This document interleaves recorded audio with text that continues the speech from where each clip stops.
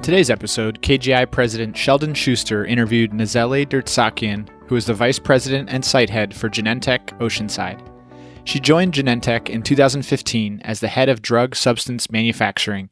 Prior to that role, she was with Novartis Pharmaceuticals and led the supply chain logistics and process excellence teams. Nazeli earned her bachelor's and MBA degrees at St. Mary's College.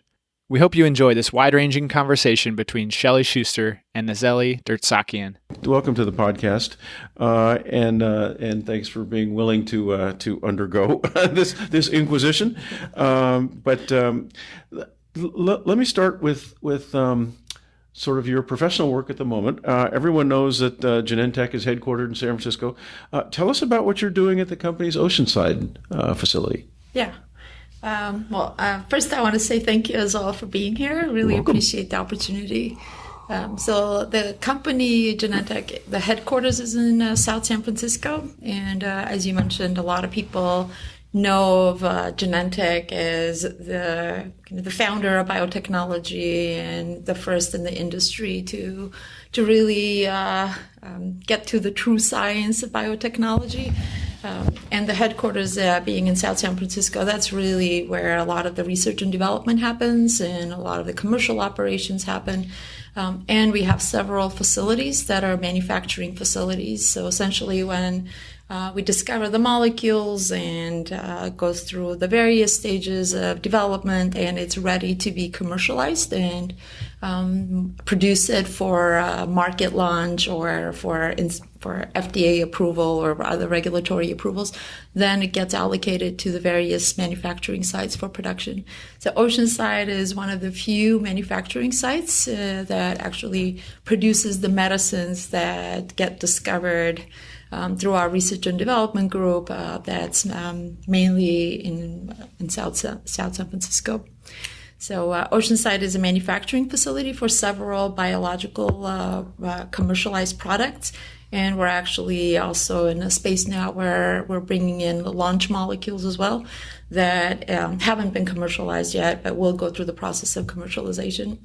And what that means is we produce the drug substance, the active, call it the active ingredient from, just to maybe simplify it a little bit, at the site. And we produce several products there.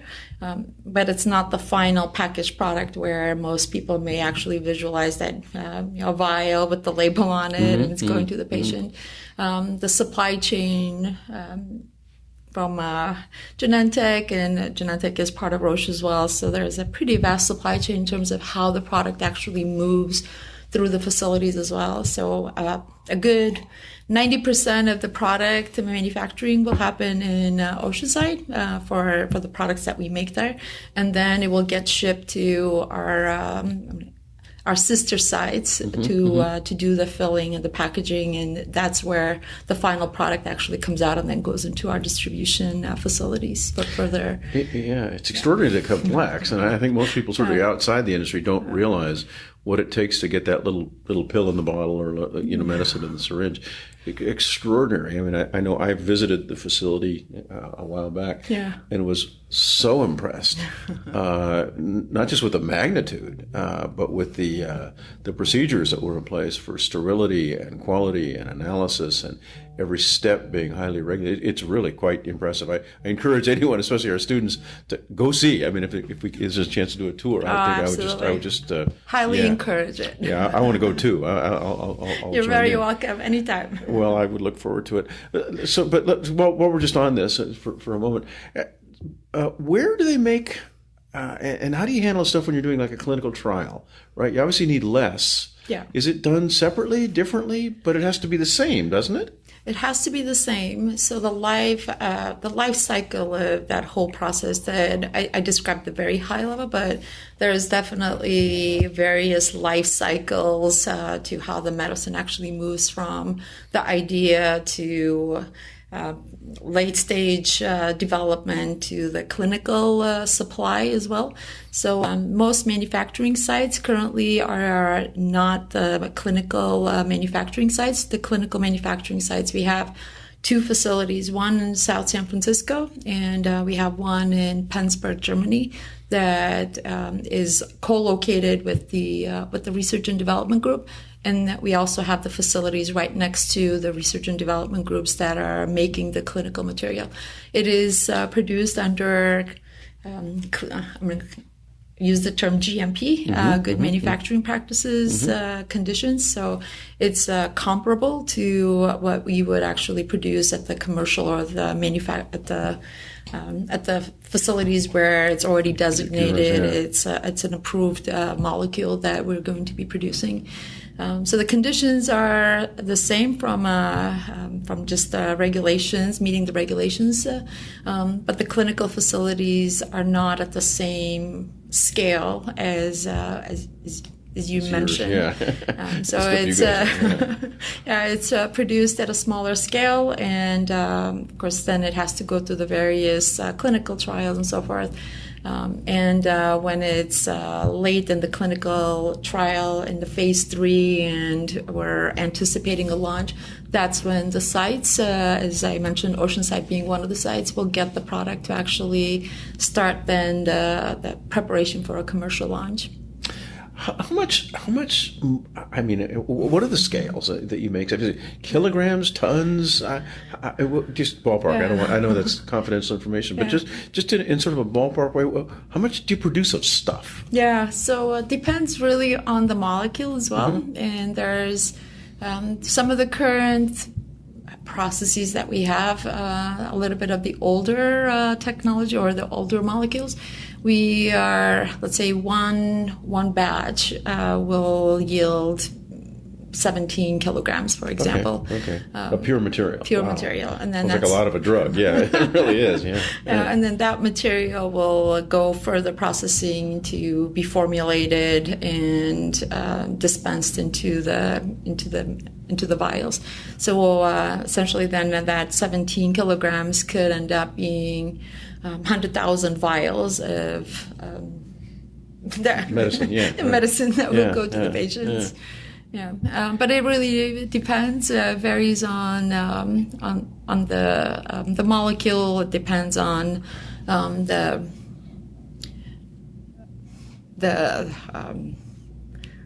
cure, the space or the treatments, and also the dosing regimen as well. And that depends also on the scale that we produce it at. The facility where I'm at, our main bioreactors are at 16,000 liters. 16,000 liters. Yeah. One bioreactor is 16,000 liters. Yeah, I was impressed by those big stainless steel things. That's huge. It's incredible. And as an industry, including Genentech, we're also the new cell lines are high density cell lines, so the titers actually tend to be very, very high. So that also means that I don't have to produce at the 16,000 liter scale anymore. I can produce it maybe at the 2,000 liter scale. And still get the same potency. So in those types of molecules, we're actually producing it now either in single-use facilities, single-use technologies, or in the smaller stainless steel vessels. Do you have to have extra on hand in case there's some supply chain disruption or disaster or something like that? Do you guys have to, I'm sure you worry about it at some point. Is that a major consideration? It's definitely a consideration. The supply chain interruptions can happen at any inputs, and there's probably thousands and thousands of inputs every step of the way, from procuring the raw materials all the way to now having the final vial packaged out in distribution centers to the patient. So there's definitely, from a final finished product, there's safety stock that we carry that's also depending on just the orders coming in, the projections from the market and where the medicines are needed. And in some cases, we don't anticipate such an increase in the demand, and then we find out later on that there is a much higher increase in the demand than what we had anticipated. So some of it is a learning curve as well, and our ability to be able to respond to things pretty quickly and be able to produce the medicines that our patients need. So we, as a network of manufacturing sites, we have to keep some agility and flexibility to be able to respond to those needs. And also all the way, as I mentioned, from the raw materials of what goes into making the product. We also need to have that type of resilience and flexibility with our vendors as well, with our suppliers. So, I mean, what you're describing is extraordinarily complex. It really is. I hope folks understand that. But it's just, you have literally, as you say, thousands of components. I mean, from the growth media to the sterilization to the separation. I mean, it just goes on and on and on. And each one of those must be validated and verified and quantitated and documented and all that kind of stuff. So let me go back, because obviously you didn't just wake up one morning and know this. So let me ask you questions about your background. You went to St. Mary's. So give us a little bit of your background. Where'd you grow up, and what got you to study science? I know you got a degree in biology, if I have it correct. Yes, yeah, please. Yeah, so I grew up in Armenia, and I was a teenager when the family actually moved to the States. So I've been I went to starting with middle school in the States, but prior to that, I was in Armenia, grew up there, and there's definitely some cultural differences, and part of I would say there's certain aspects of who I am today as a leader goes back to how I was also brought up, and some of the background from my from cultural background as well. So, but not to get into those details. Well, I actually would like to get into it, but Maybe later. We'll come back to it. Yeah.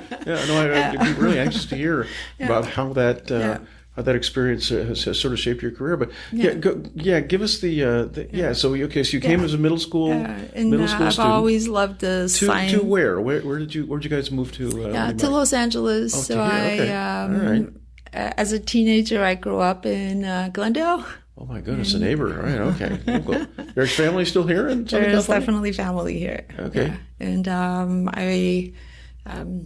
I went to school here and studied sciences, loved the industry, happened to actually go into the biotech industry, I would say almost as a temporary solution, thinking that I was going to go to medical school. And I think it's maybe a similar story to a lot of my colleagues as well. We all can sit down and share the same path that I wanted to be a doctor because again, my family also wanted me to be a doctor. Thing most people know, right? And I had a temporary job in one of the companies the first company that I started out with.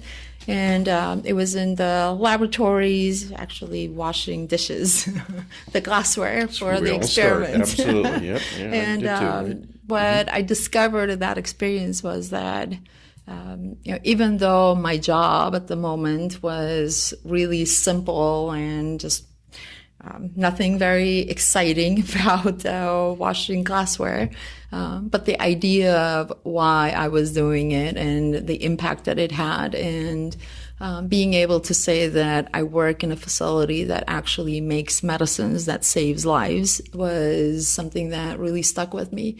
So that temporary position that I had for the summer actually ended up being an opportunity where the manager that I was working for asked me hey, what about you give us a chance and we'll hire you on and you stay with us for another 6 months and let's see where this takes you. And it took you. Yeah, I would say it was the best.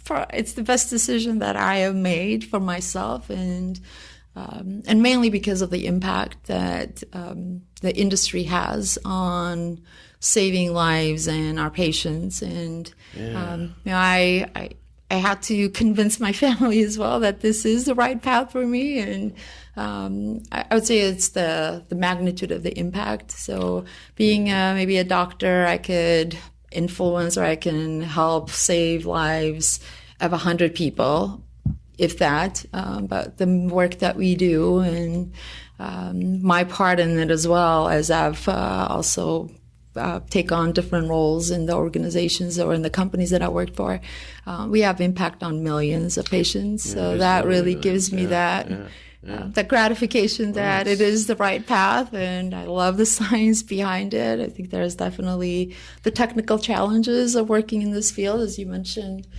It's complex, but the complexity actually brings a lot of opportunities as well. So we can see things from end to end and really have an opportunity to see the patients actually getting the medicines from drums of raw materials all the way to then patient stories that actually come to our facilities and talk about the impact that we've had on their lives. So there's definitely a lot of gratification that goes along with that. You get to make a difference. I mean, this is clearly one of the few sort of career paths industries where you can every day go home and say, I made a difference, right? You change people's lives, and it's really very special. So I appreciate that. But let me ask you, what influenced your life? You brought it up, so I'm going to just follow up. So what were the influences, and how did the experience growing up, obviously, at some level in Armenia, then immigrating and having these the cultural changes? How did you deal with that? I mean, as a child, it must have been pretty traumatic. It was traumatic, and difficult. And I remember maybe the first couple of months that we were in the States. First, it was the honeymoon phase, perhaps, so everything is different and nice and fun. And all the family, my mother's side of the family, were all in the States, in Glendale. And a lot of family around us, and the hype of, we're seeing you for the first time. And once that settled down after a couple of months, I think that's when the reality really kicked in. Wow, I'm now in a different country, and I don't have any friends. And starting also in 7th grade. Oh, what a dreadful time, no matter what. Yeah, that is a horrifying time. Torture. Yeah. Well, Ivan's looking. He has 2 very young children, and I'm just, I guess, Ivan, just wait. Anyway, just go ahead. Yeah, absolutely. Definitely not the most pleasant, and feeling awkward as well, coming into an environment that speaks different language. I probably knew 10 words in English at the time. And really? So you did not know English when you moved? No. Did your parents? No. Okay. So you were sent out there to learn it quickly. Yes. Yeah, okay. Do you have brothers and sisters? I do. I have an older sister and a younger brother. And my brother is much younger. So he actually, essentially, I would say he was a couple of months old when we came to the States. So, wow. So it's really my sister and I who experienced this, we call it the cultural transformation and our shaping some of our personalities as well. But going back to kind of the trauma also brings some elements of resilience with it as well. Absolutely, and what I've learned through that is, one, I hated being the person that was excluded, which was the awkward kid with the awkward clothes and didn't speak the language, didn't fit in, and often felt myself being in a corner by myself and grabbing lunch and pretending I was doing homework, I was doing something, so I wouldn't have to look up and see that alone environment. And that actually, when I said, it really shapes it has shaped how I lead and what I find gratifying in leadership roles is one, that inclusion piece, the really embracing diversity and inclusion as a key attribute to making great decisions at work and getting best business results. And reflecting back on my experiences as well, that I was different, but I had a lot to offer as well. And I felt excluded, and I know that when I lead, I don't want people to feel excluded. So there is an innate desire to make sure that I create an environment of inclusion so everybody can really bring their best self and not feel like they have to hold a portion of themselves at home when they come to work. It's truly the whole person that has to be there. And there's an appreciation for it too, especially at Genentech, the environment that we work in. It really is a company that promotes that type of a culture as well. So diversity and inclusion is very important. Resilience is also very important. So I also remember one incident where I went home in 7th grade and I hated just being there, and I talked to my grandmother that, okay, that's it, I'm going to quit. I'm not going to go to school anymore. And because some kid had made fun of my clothes, and my grandmother took me shopping and she said, I'll buy you new clothes. But she also told me to just get a hold of myself and stop being a victim, and that if somebody says something to you, you tell them how you feel and don't let them, I'm going to use the word bully. I don't know if that's the right word or not, but just don't let people put you down. And I think that's also one other big aspect of my leadership commitment to my people as well, that really building that culture of people need to stand up for themselves and speak up, and also recognize that if they don't say something, there may not be a recognition that I don't like the way that this is going. So there is some authenticity that needs to go with that. Courage, of course, as well, of being able to stand up for yourself. And I would say specifically for myself, it's not being a victim to my environment. I can influence it. Yeah. So your grandmother was a mentor. I mean, obviously your grandmother, but a special person. Yeah. I mean, did she remain a mentor during as you went up and got through those tough years? Yeah, she did for a little while. Unfortunately, she actually passed away from cancer when I was maybe in 10th grade or so. So I didn't have a lot of time with her. But what I do appreciate is who she was as a person, just always with a very positive attitude, and and she would always say, if you stink on the inside, you're not going to look good on the outside. And that has stuck with me as well, that the more you keep a joyful look and experience and think about it from a positive perspective, then and maybe she also didn't like having wrinkles, so that was the thing that really stuck with me, that if you don't frown, then you won't get wrinkles, so stop feeling bad, and you can take actions to address it. So that has helped me. No, that's really. I mean, you have control over your life at some level. Yeah. I'm not totally, but it's a wonderful lesson from a grandmother or a mentor. Yeah. What got you to go to St. Mary's? How was that choice? So I at some point I moved to Northern California, and at that point as well, I was looking for different experiences to grow in the graduates and go into business school as well. So business, you were thinking about business. Yeah. Okay. Yeah. I mean, St. Mary's has a big business program. Yeah. So that's where I did my executive MBA to.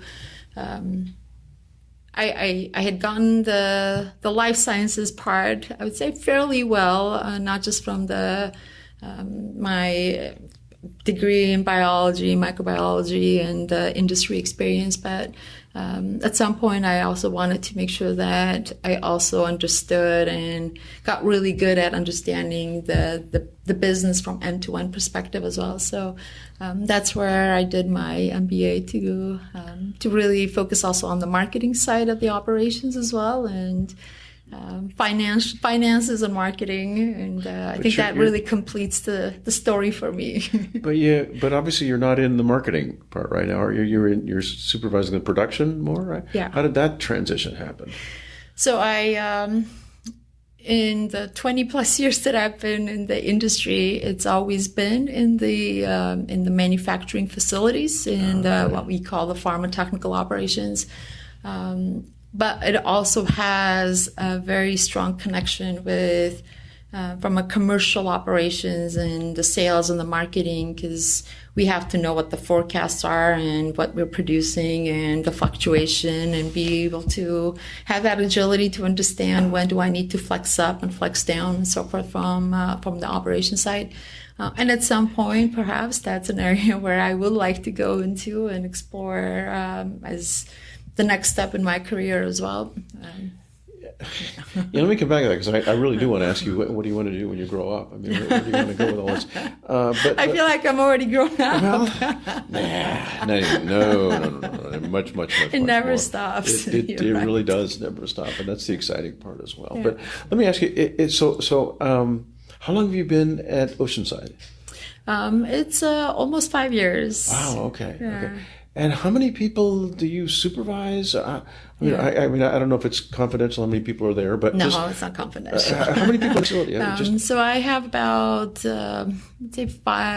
close to 500, and I could go all the way from 500 to 600 people, and various disciplines, of course, from manufacturing to supply chain operations, and all the support functions that go along with that as well. So facilities, engineering, safety, security, business operations, operational excellence, you name it. It's really the full spectrum of everything that I need to be able to operate autonomously to produce the medicines. Those are all the functions associated with the facility and the people that come along with that too. Yeah, that's a huge number. How many direct reports? I have 12 direct reports. What are your biggest challenges? No names. Well, it's good that you asked what, not who. Exactly. No, I get it. Yeah, absolutely. I have to say it's challenges, but opportunities. Uh-huh. And a lot of it comes down to, it's not the technical. It really is. Right? Yeah. A lot of it is really just making sure that as a company, as a site, as an organization, we're really shifting the culture of the organization. So it's really on the people side, and not that the culture is not great. I think it's fantastic. I love our company values and what we stand for and the people that I work with. So what I mean with the cultural shift is to really adjust to the business needs and think about the business needs a little bit differently as the industry is evolving. And there's all types of external challenges that are entering into our space that we haven't had in the past. And so the challenge now is really to go up that learning curve and that acceptance curve at the same time that the organization doesn't feel like, well, we could still do the same things that we have been doing over the last, let's say, 10 years. But as the industry is evolving, the market around us is evolving, that we have to evolve with it as well and think about the processes, think about what we're doing in a different way. So it's just managing that change curve and getting people to understand why it's needed and bring them along. Well, let me ask you a question, it's clearly cost in the industry is going to be. I'm not saying anything that's not on the front page of most newspapers. Yeah. How do you explain it to family when they say, "Oh my gosh, it's $200,000 for a therapy"? How do you deal with that? Yeah, I actually encourage them to take a walk with me and maybe take a walk and see the facility and see what we do and how we do it and And then imagine that entire supply chain that we talked about, that I talked about, and the complexity that goes along with it.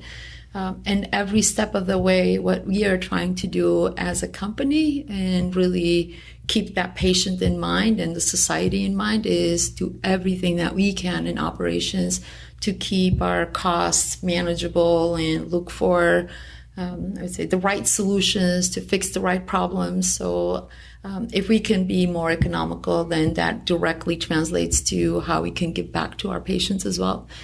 So there is a direct translation of the cost opportunities for us to do things differently and how that translates to the marketplace and the distribution of our medicines worldwide as well to the different markets at affordable prices. But to a person that may still look like, wow, you're the prices are still high, or I can't afford them. But I think when you understand the complexity and what goes behind it and how much we're trying to do to really give back to the community, then I think there is a different appreciation for what it takes to make medicines, and secondly, for how much the company wants to give back to the society. That's a great answer, I must say. Very few of us have the opportunity to have people take a walk to facilities like that and see the expense and the investment. I mean, I don't know what I'm going to take a wild guess. It's probably cost $1 billion to build that facility, and then you're talking about, yeah. I mean, okay, I underestimated it. Yeah, so that money comes from someplace, and that's really fascinating. Have you guys done anything about sort of doing videos or something about to explain? Here's what I do. I mean, and walk them through. And I'm just throwing that out. I have no clue whether anybody would care or. But to me, that was a very powerful answer, saying, "Yeah, take a walk. Come with me. Here's what we do. You want to see it?" It's a great idea. We I will take that back with me and make a video of what it takes. No, if you want, I'm very serious. I mean, I'd be willing to ask to do this side, saying, "Well, tell me why it costs so much." Right, because from a patient perspective, I mean, look, no one likes paying a lot of money for anything. Right? I don't like paying $3 for coffee either, by the way. Right, but so what? Right, we do it, and I think there's also a real lack of understanding of how good these drugs are. Yeah. Right, they are cures for diseases. Absolutely, and I just described, I'm going to say, my portion of the operations. Right, sure.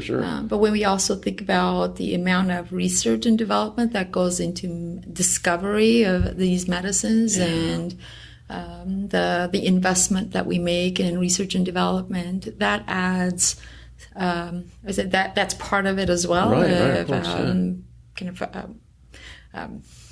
the costs that go along with that as well. Yeah. And just for reference as well, Genentech is part of Roche, and we spend annually $10 billion on research and development alone. And that's really for those unmet needs, looking at different types of therapeutic spaces where we can actually have the drug discoveries for patients that have absolutely no cures and they don't have an option. They can't wait either. So we're also looking to see how we can expedite those medicines to the market. Yeah. I mean, it has baffled me a lot. So people don't complain about paying, 20 times more for a car than they did in 1970, right? Well, the drugs aren't what we were making in 1970 either, right? They're so much more effective and so much more beneficial, and they cut down hospital stays. They prevent death. The results are really pretty impressive. I mean, we're very impressive, not pretty impressive. So but it's tough to explain it because no one likes to pay a lot of money, and I get it, right? Yeah. It's kind of like taxes; nobody loves them, right? Whatever. But there is an outcome from it that's really pretty powerful and compelling. So if folks want to talk about it, I'd be glad to do that and say. So I'm involved with NORD pretty heavily, the rare disease organization, and the patients. They do understand how expensive this stuff is and how to develop, and they understand the issue of small markets and amortizing the cost. And then they say, but it's still too expensive. And the question is it the drug, or is it the system that doesn't enable you to have the access and the money? And I think they conflate the two, and that's a problem. Yeah, I completely agree. And I would say one of the best things about the company that I work for is that I can absolutely stand behind the ethics of the values of the company and the purpose of why we do what we do, and it's always the patient as the center of everything. And when you work for an organization like that, I am extremely confident that we really look at it as an ecosystem. It's not just about the profits, but it's about, as you mentioned, it's about the systems around it, and how can we help to think about the systems differently and influence it and make a difference holistically. So it's not just one drug at a time, but really it's if we make an improvement on the system, then the components of the system actually evolve with it. And I'm very proud to say that that's the company that I work for that really looks at it from a systems perspective. Yeah, and likewise, we're pretty proud to be part of this ecosystem as well. I mean, obviously a different place in it as well. But let me ask you, you brought up the ethical issues. How do you advise students to sort of think about the ethics in the industry and in their careers? Any thoughts about that? Yeah, I mean, what's center for me, and I'll speak for myself, sure, and I think that resonates to how I lead as well, is, I believe no one says I want to have cancer. Or the oncology space that not very many. but we get it. Yeah. And if I have, and I think about it from that perspective, that could be me from a patient view, and I put myself in the patient's seat, then everything I do and say and operate and how we make decisions on a day-to-day basis really centers around I could be that patient, and I didn't ask for it, I got it, and now the patients really depend on us to do the right thing, to operate in a way that really puts them in the center of everything that we're doing. That's also my site's purpose statement as well, that everything that we do is with that vision of the patient is in the room. And that really helps, I think, also ground us when we're having some bad days, and there's plenty of those, and when we're having the good days. But the focal point doesn't change. The center is really about the patient, and that keeps things in the right checks and balances when you talk about kind of the ethical values of how we operate and how everybody shows up every day to work. Do you still have mentors? Do you have people that you look up to, rely on, or talk with a lot? Yeah, I do. And, you mentioned earlier that your grandmother was a mentor. Absolutely, she was a mentor. But I've had many of similar individuals in my life. And I would say on a daily basis, I find people that I would call coaches or mentors that I learn from. There's definitely a few people that I do reach out to when I need that that sanity check. And some of them, one individual is in particular one of my leaders from the past that I've worked with. Maybe the last time I worked together with them was about 10 years ago. But somebody that I truly admire, believe in, and have learned a lot from. That he can be an advisor to me when I'm in a situation where I really need somebody to do a sanity check with me about do I need to think about something a little bit differently? But I would say that's kind of not that's more like an exception. The norm is everybody that I interact with on a daily basis, regardless of what they do, what position they're in, there's an opportunity to learn from them or get a different perspective. So I would say I'm surrounded by many mentors. Do you mint? I don't think that's a word, but do you try to be a mentor to some of your younger staff? I do. Yeah, I am. I would say formally, I do have some mentees that I mentor, and I'm also of a mindset that any time I get an opportunity to interact with colleagues, peers, any part of the organization, I try to do my best to really get not into the thoughts, but really get to understand what's going well with that individual, what could be better, and where appropriate, also give some input on where I can help out or where maybe they can think about things differently. And as you do that, let me ask, I mean, are the majority of issues personal issues, interpersonal issues, not technical issues? Am I making a good guess here? Yeah. Most people don't come to me for technical issues. Not that they can't. I think they know that maybe on the technical side, I always have an opinion. Of course, yeah. And not necessarily that my opinion is always the best opinion either. So, but a lot of it is mainly on either on they're having some kind of a self-reflection moment and need to figure out kind of what's next for them, or why they didn't get that position that they wanted to get. There's some kind of career aspiration that they're looking for, and maybe they just don't realize how they can actually get to that next step. And sometimes it's about also of just, I'm having a difficult time with this, and I need some input on how I can resolve it. So it comes in many different varieties, and I mentioned that it's about 600 people that I work with. It comes with a lot of different personalities. Shocked! I can't believe it. But let me ask you to sort of reach out and do sort of a group ment. What kind of advice would you give to our students, to young people interested in being in the industry?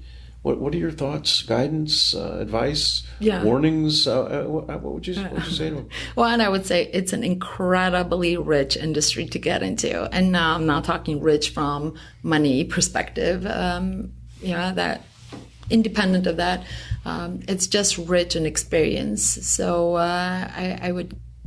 One is it's an incredible journey, so people have to be ready to be on that journey and not have a closed mind of, I just have one path and I'm going to follow one path.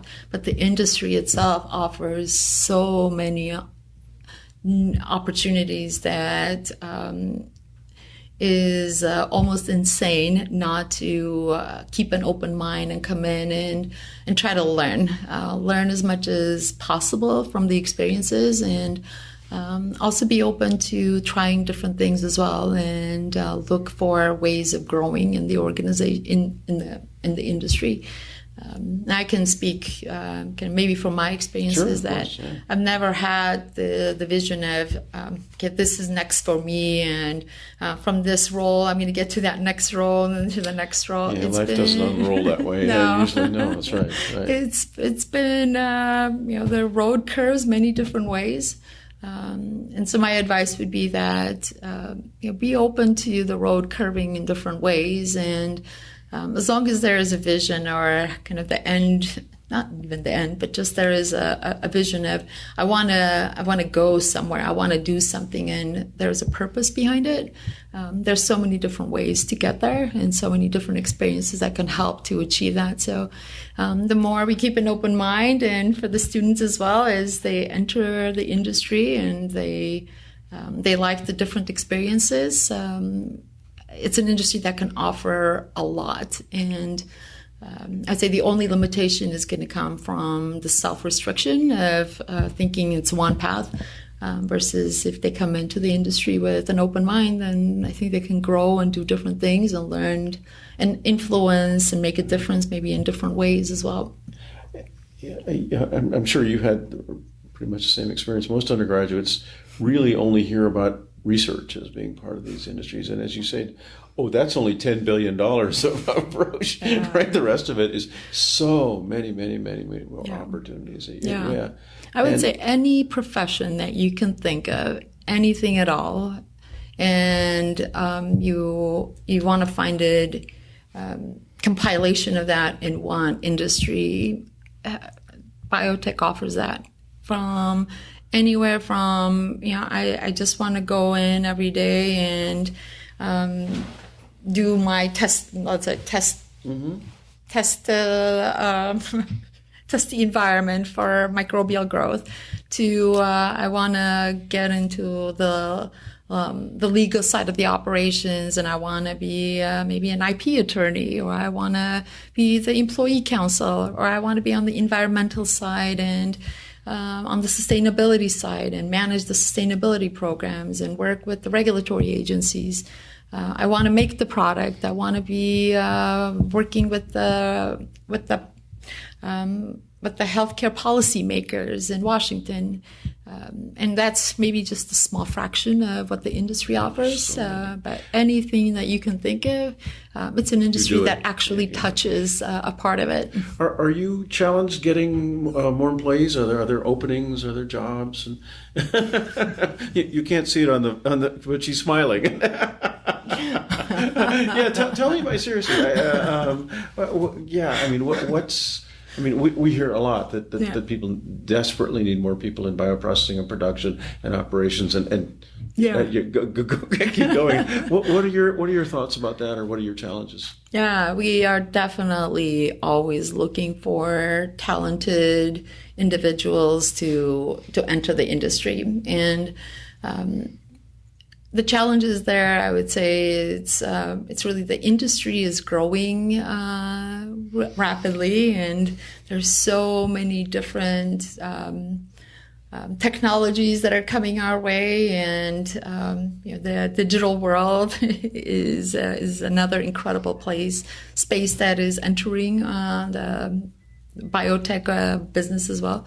So we're always looking for talent that can come into the organization, one, to bring different perspectives, different experiences, also people that may not necessarily have an industry experience, but they're willing to learn, and they're willing to bring some of their academic experiences into the organization as well. So there's always a need to bring in talent and people with kind of that growth mindset, and they want to learn and they want to teach back as well. And the challenge is, I think being comfortable with the movement of the people as well. Sometimes, including for myself, it's I want to hold on to the people because they're so great, and I have to also step back and realize that greatness also comes from them. Leaving the organization or trying something different and learning different experiences, and if they choose to come back, then that's even better, because now I have individuals that have different experiences as well. But it's, I think, that people connection of like, it's a culture that, at least at my side, where the site is, although it sounds like 600 people is a lot, 500, 600 people is a lot, it's also, compared to the other sites, it's somewhat of a smaller site as well. So people know each other, and it's truly a family feel. So when somebody leaves, it feels like, wow, like a family member has just left me. So it's there's a little bit of that plays in the challenges as well, of the team accepting that. The new norm is going to be that people are going to come in and out, and we just have to harbor that environment that people people that want to be there really want to be there.